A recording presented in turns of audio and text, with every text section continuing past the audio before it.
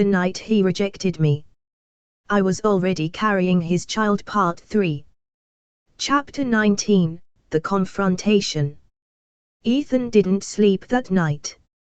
He tried. He closed his eyes, turned off the lights, forced himself to breathe deeply in the silence of his penthouse, but the silence only made things louder inside his mind. The bracelet sat on his nightstand, a quiet ghost wrapped in tarnished silver. He stared at it for hours.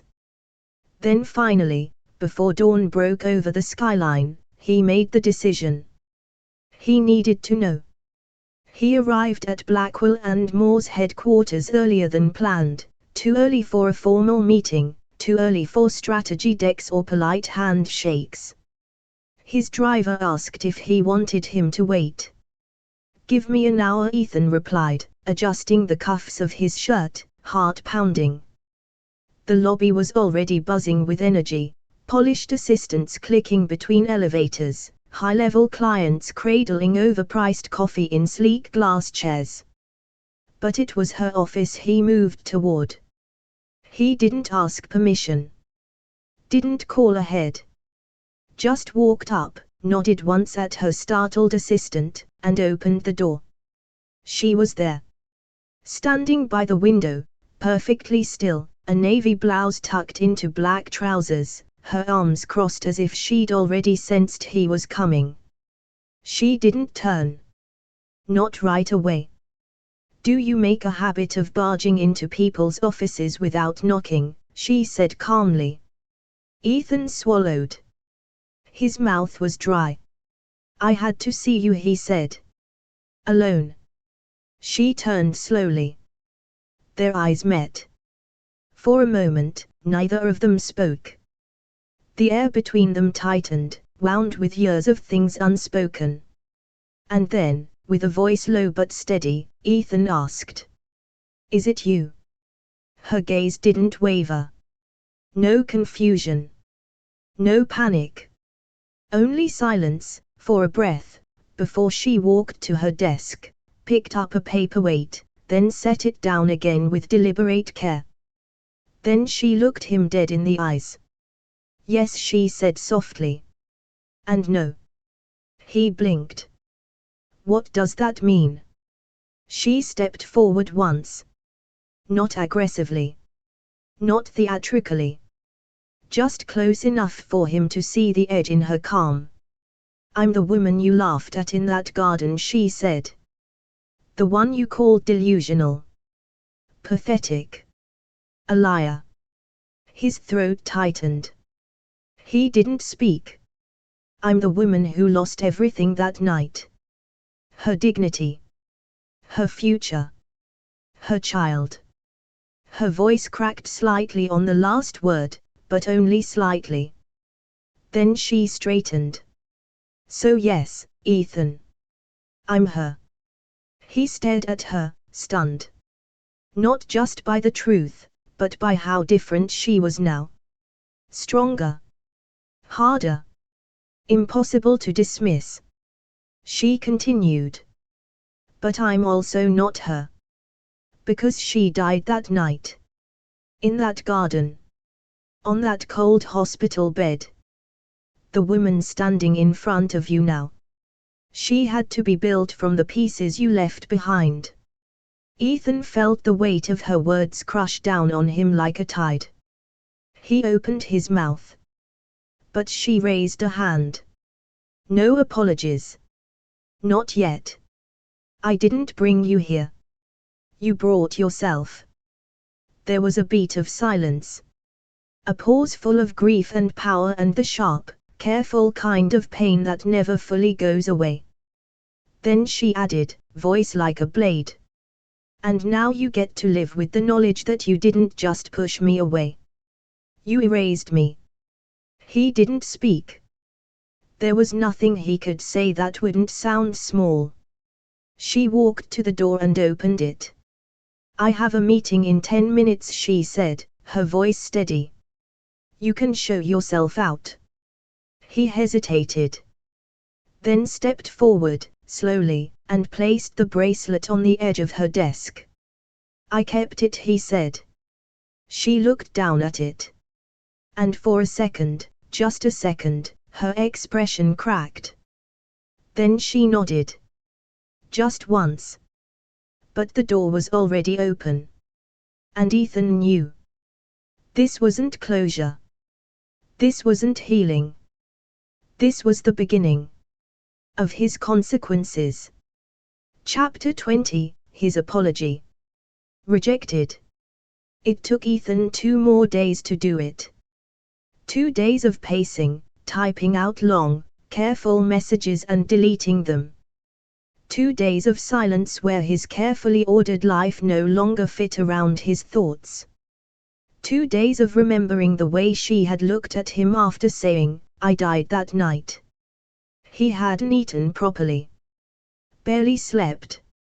He couldn't focus in meetings. His team noticed the shift, but no one dared ask. Because the Ethan Caldwell they knew was always composed. Until now. Now, he was unraveling. And the thread that pulled it all loose was her. On the 3rd morning, he arrived at her office just after 7 a.m. The city was still sleepy, and the lobby was nearly empty. He didn't bring a suit jacket. Didn't bring his driver. No assistant. Just himself. And the words he should have said 3 years ago. Her assistant wasn't in yet. He knocked gently, then opened the door. Elena was at her desk, as if expecting him. She looked up, eyes calm but unreadable. "You're early," she said. "I didn't want an audience," he replied. She gestured to the chair across from her desk without a word. He sat.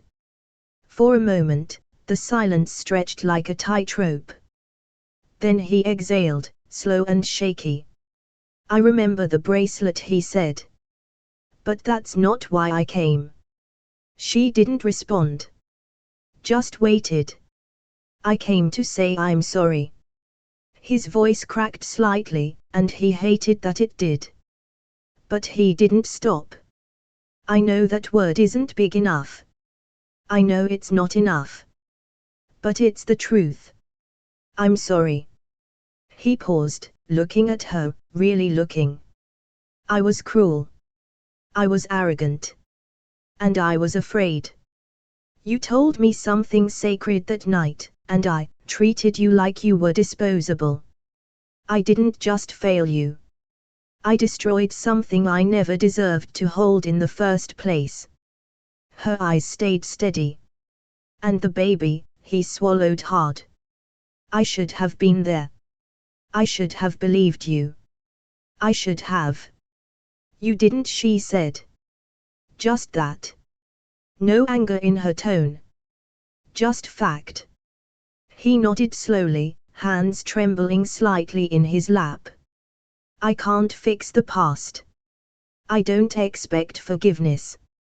I needed to say it. Because it's lived in me every day since I found out. And now that I know it was you all along, it's louder. I hear you in everything. Even the silence." She was quiet for a long moment. Too long. Then she stood. Walked around the desk. And stood across from him. He rose instinctively. She looked at him, the space between them thick with years, regrets, and too late words. And then she said, "Thank you for the apology." He exhaled, a flicker of something like relief. But then she added, softly, "But it's not enough." His breath caught. "I didn't come back for your guilt, Ethan. I didn't build this life to hear sorry. I built it so I would never need to hear that word from you. So I could survive without it. Without you." Her voice didn't shake. "Not once. You didn't just lose me that night. You lost the version of me who would have loved you forever. The woman who stood in that garden died. You buried her. And now, you have to live with that. He looked down. I do. When he looked up again, her eyes had softened, just slightly. Not with pity. Not with warmth. But with finality. You don't get to unwrite it, she said. But you can remember it. And never do it to someone else. She stepped back. A clear signal. The meeting was over. And so was the apology. He didn't try to touch her. Didn't ask for more. He simply nodded and left. And as she watched the door close behind him, Elena stood still in the quiet of her office, heart pounding, but steady. She had waited 3 years for that apology. And when it finally came, she realized something powerful. She no longer needed it. Chapter 21, She Quits the Project. The final strategy session was held in Falconbridge's main conference suite, a room designed for ego. Floor-to-ceiling windows, polished concrete floors, and a table long enough to seat empires. Everyone was there. Executives from Falconbridge. Advisors from Caldwell Group. Media liaisons. Creative teams. Investors. The room buzzed with energy. The kind of anticipation that made assistants hover in corners with tablets, ready to take down any name or misstep. And in the center of it all, Ethan Caldwell. Cool. Prepared. But haunted. He hadn't spoken to Elena since the apology. He hadn't needed to. The distance between them had become its own language. But when she walked into the room that morning, dressed in slate gray, folder in hand, head high, Ethan knew immediately. Something was different. Not colder. Clearer. She took her usual seat, placed the folder gently on the table, and waited until the room had settled. People glanced at her, then to Ethan, unsure of the shift in air pressure but feeling it all the same. When the lead executive asked her to present the final phase of the joint campaign, Elena didn't open her folder. She looked at the man beside her. Then at Ethan. And then she stood. Calmly. Elegantly. I'm withdrawing from the project. A full beat of stunned silence followed. Someone laughed nervously, assuming it was a joke. It wasn't. She continued, her voice low but resolute. Effective immediately, Blackwell and Moore will no longer participate in the Rise Education Initiative. Chairs shifted. Papers froze. The executive from Falconbridge blinked. May I ask, why? Because I've completed my part, she said simply. And because I have no desire to share space, strategy, or vision with a brand that no longer reflects mine. The implication was razor sharp. Ethan stiffened. I believe in the mission. I don't regret my contributions. But I also believe in knowing when to walk away. She turned to the investors then, offering a slight, respectful nod. I leave this campaign in capable hands. I wish it success. But my time here is done. She picked up her folder. Paused. And then turned to Ethan for the first time. Their eyes met. She didn't smile. Didn't scowl. She simply said. Not everything ends with a door slammed. Some endings are silent. Clean. Chosen. And then she walked. Not rushed. Not emotional. Just, sovereign. Every head in the room followed her. Not with confusion. With awe. Ethan didn't move for a long time after the door clicked shut behind her. He stared at the empty chair across the table, the one that had once held the only person who ever made him feel unsure, undone, seen. And then he realized. She hadn't quit in anger. She had quit in power. Because she didn't need to stay to prove anything anymore. She had already won. Chapter 22, He finds the grave. Ethan didn't ask Olivia for the location. He didn't call her. He didn't ask anyone. He just went searching. Some part of him needed to earn it. For 2 days, he combed through hospital records, quietly, using a trusted legal contact. The date of her collapse gave him a window. The hospital name gave him a start. And one handwritten note, almost an afterthought in the emergency log, told him everything. Stillbirth. Female. Transferred per mother's request. Private grounds. It wasn't much. But it was enough. A half-hour outside the city, tucked between aging oaks and silence, stood a private cemetery, modest, quiet, almost hidden by time. It wasn't the kind of place with marble angels or gold-lettered tombstones. It was smaller. Simpler. More honest. Ethan parked under a tree whose branches bent low, as if bowing in mourning. He stepped out of the car slowly, unsure of his breath, his steps, his presence. He hadn't brought a suit. No tailored apology this time. Just jeans. A coat. And the kind of stillness that doesn't come from peace, but from shame. He walked the gravel path, eyes scanning the names, one by one. Some graves had flowers. Some had toys. Others had only time. Then he saw it. A small wooden cross. Weather-worn, leaning slightly to the side.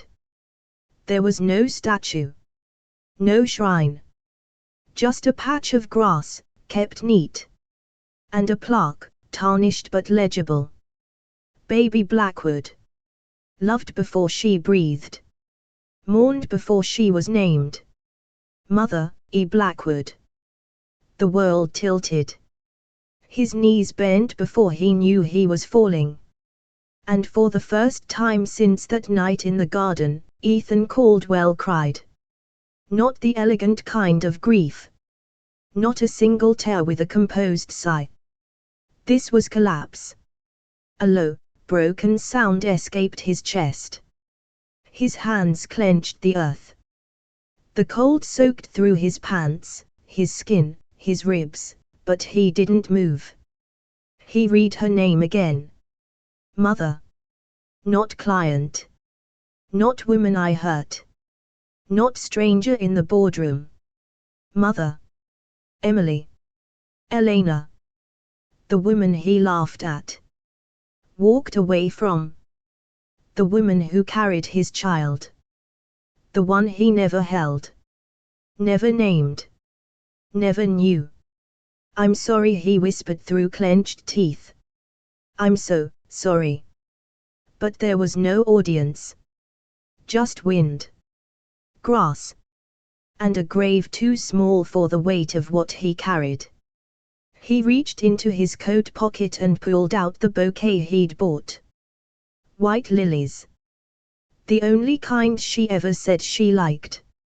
He laid them carefully beside the cross. They looked too bright against the soil. Too late. You should have had a name, he whispered, fingers trembling. You should have had both of us. The breeze picked up, ruffling the petals. He stayed there a long time. Until the cold bit through him. Until his tears dried. Until he realized there was nothing left to say that hadn't been stolen by time. He rose slowly. One last look. Then turned to leave. And behind him, the grave remained. Still. Unmoved. But never unseen again. Chapter 23, The Unexpected Letter. The envelope arrived on a Tuesday. It wasn't delivered by a courier in a suit. It didn't come by registered mail. No assistant buzzed in, no label, no branding. It was simply there, on her desk. Cream-colored, heavyweight paper. Her name, Elena Moore, written in familiar handwriting, not quite steady, not quite perfect. No return address. Just that name. Just that weight. She stared at it for a moment. Then longer. Her office was silent. The blinds half closed. The faint hum of the city stretched through the glass, but in this moment, it felt far away. She reached out, slowly, and picked it up. It was sealed with wax. A small, careful seal. No initials. Just a star pressed into the center. A star. Her breath caught. She remembered once, long ago, someone asking her about the bracelet she always wore. Why a star? Because even the smallest stars still shine. Her fingers trembled slightly as she broke the seal. Inside was one sheet of paper. Handwritten. No signature at the bottom. No perfume. No manipulation. Just him. Elena. I don't expect you to read this. But I needed to write it anyway, because for once, the words can't be said out loud. Not by me. Not after everything I silenced. I went to the grave. I saw your name. And hers. There are no words for that moment. Just silence. Just breath I didn't deserve to take. You said once that I buried you. You were right. But you also did something I never understood until now, you resurrected yourself. Not to spite me. Not for revenge. But to survive. You rose.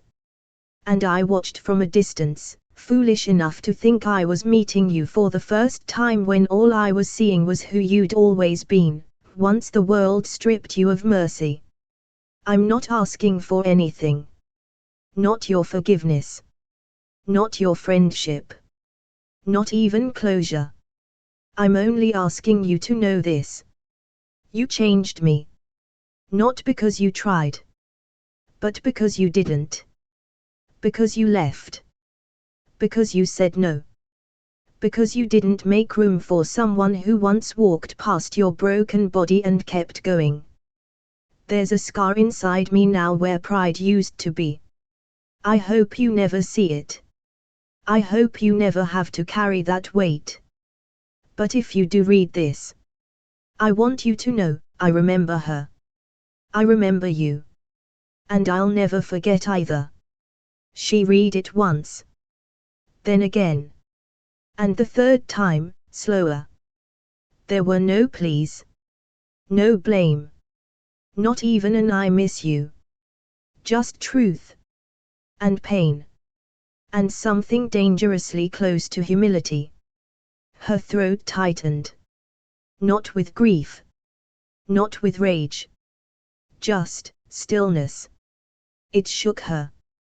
Not because it softened her toward him. But because it was the first time since the garden, since that night, that he had finally spoken to her like a man who had lost something real. She folded the letter. Pressed the crease. Set it in her desk drawer, far from where anyone else could see it. She didn't respond. She wouldn't. But for the rest of that day, and maybe the ones that followed, she didn't feel quite as alone. Chapter 24, Face to Face. It was just a corner cafe. No crystal chandeliers. No executive boardroom. No curated silence. Just the gentle clink of spoons in ceramic cups, the low murmur of conversations, and a single yellow lamp that flickered softly above the window seat. Elena had chosen the place. Intentionally. It was unremarkable. Human. Real. Everything their world of polished contracts and curated reputations never was. She sat by the window in a dark green sweater and jeans, no makeup, hair loosely pulled back. She sipped her tea slowly, as if unbothered by time. She wasn't waiting. She was ready. And when Ethan finally walked in, hands in his coat pockets, eyes heavy, shoulders set back like a man walking into a courtroom, she didn't stand. She just nodded toward the chair across from her. He took it. The quiet between them wasn't awkward. It was earned. The kind of quiet that grows between people who have seen each other's worst and lived to carry it. For a long minute, neither of them spoke. He looked at her. Not the way he used to. Not like someone to impress, or persuade. Now he looked like someone studying a face he'd only just begun to recognize. "Thank you for coming," he said softly. She nodded. "This isn't for you. But I thought it might be for me." He swallowed. "There's a version of this meeting," he said, "where I ask you to forgive me again. But I know what the answer is. I didn't come for that." She tilted her head slightly. "Then why?" He hesitated. "To see you," he said. "As you are now. Not as the woman I thought I knew. Not as the girl I destroyed. Just you." She looked down at her tea. Stirred it once. Then set the spoon aside. "You wanted to see me," she said quietly. "Then see this." She met his gaze fully. Eyes unwavering. Voice calm. "You were the death of me, Ethan." He flinched. But didn't look away. "That night. That moment. That choice. You killed something in me. You buried it with a smile. And for a long time, I stayed dead. Small. Silent. Afraid." She paused. Then leaned forward slightly, elbows on the table, voice lower now. "But I didn't stay buried. I clawed my way out. Not for you. Not to prove anything. But because survival isn't about being untouched. It's about being reformed. You were the death of me. But I built someone better from the ashes." Ethan's throat worked around a breath he couldn't quite take. She wasn't angry. She was free. And that was the part that hurt most.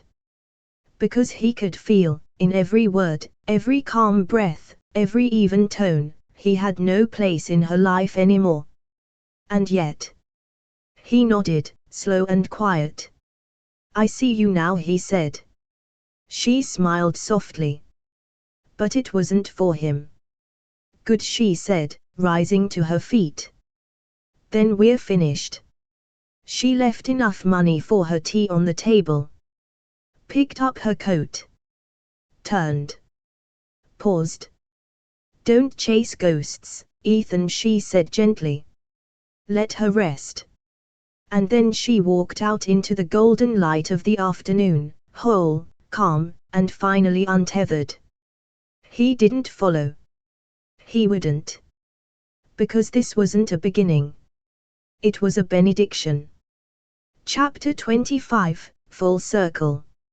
It had been 6 weeks since their final meeting. Elena had moved forward quietly, as she always did. The days unfolded with gentle steadiness, new clients, new projects, morning runs, evenings filled with pages of half-written essays and poetry she never shared. The letter still sat in her drawer. She hadn't touched it since the day she read it, but she didn't need to. The words had embedded themselves in her like ink on skin. She wasn't haunted by him anymore. At least, she thought she wasn't. Until the call came. It was Olivia. Her voice shaking. "Elena, it's Ethan." "What about him?" "He's in the hospital. It was a heart attack." The words dropped like stones into her chest. They weren't sure who to call, Olivia continued, but your number was in his emergency contacts. Under. She hesitated. In case it really matters. Elena didn't even hang up properly. She was out the door before her coat was buttoned. The hospital was white noise and disinfectant. Every hallway looked the same. Every face wore the same quiet worry. When she found his room, the nurse was just stepping out. "You're Elena?" the nurse asked gently. Elena nodded.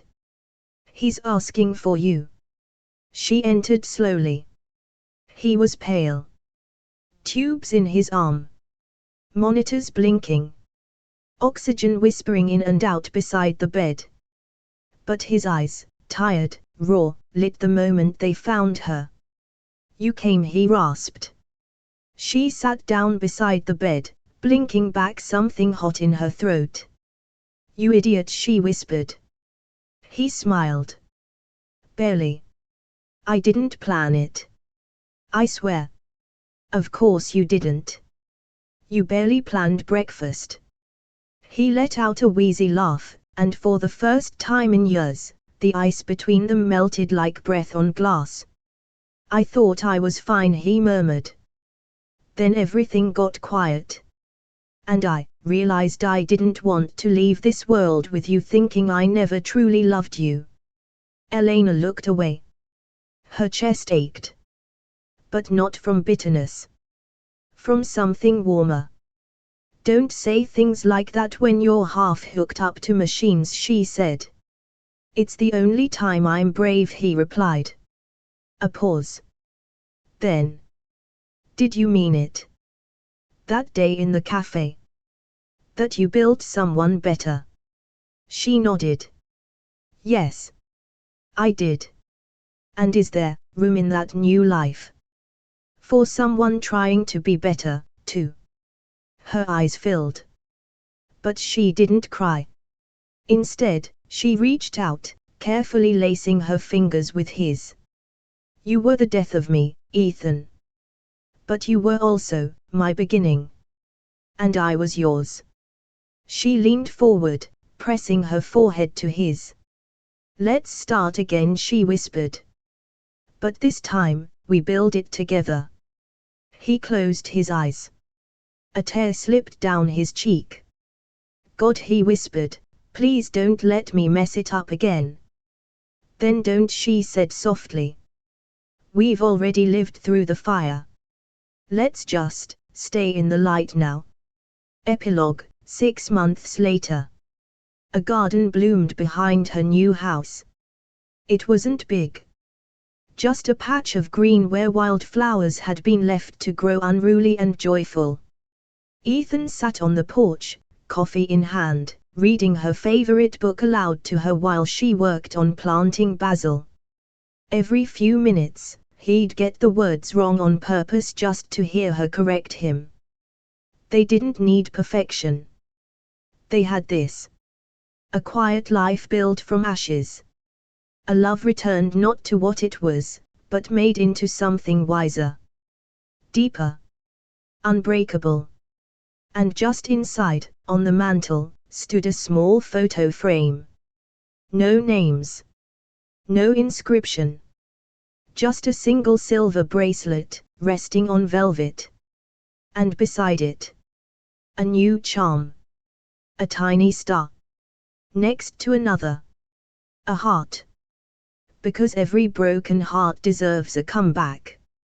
If this story touched you, don't forget to subscribe for more emotional romance every week. Hit like, drop a comment, and ring the bell so you never miss a moment of betrayal, redemption, and powerful love. And don't keep the drama to yourself, share this story with someone who lives for twists just like you. Thanks for listening, and remember, sometimes the best revenge is becoming unforgettable.